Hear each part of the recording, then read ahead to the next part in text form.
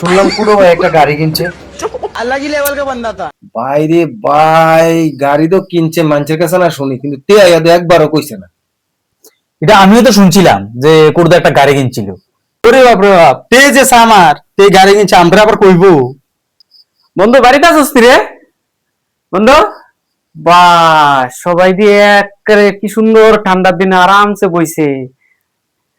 ও বন্ধু, আয় আয় আয়, তোর কথা আলোচনা করছি। তোর বড় আয়ু আছে রে, ব ব ব ব ব।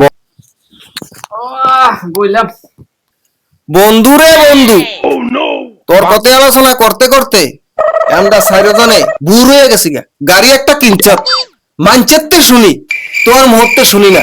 তোর মতন তোর আমার মনে হয় আমরা বন্ধু বান্ধবী আর নাই না রে।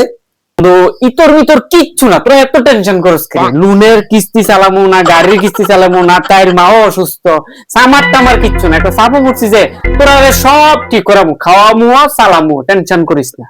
আচ্ছা বন্ধু, কি গাড়ি রে কিনছস? বন্ধু তুই যে গাড়ি কিনছ, প্রথম কিন্তু আমরা সবারে একদম পিতে ঘুরাবি, একদম প্রথম প্যাসেঞ্জারে যাতে আমরা ওই। আরে তুই যে কইছস কি গাড়ি কিনছি, গাড়িটা হইছে শেষ যাত্রার গাড়ি, বুঝছস তুই তা? বন্ধু শেষ যাত্রার গাড়িটা কি দাঁড়ি?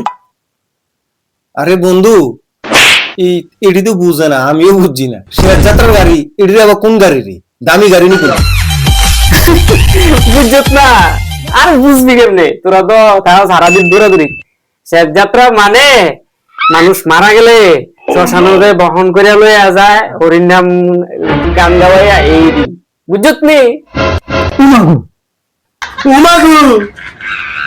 এই গাড়ি আমার দরকার নাই। ও মা গো মা, আমি এই গাড়ি চলতাম না ভাই। কিসব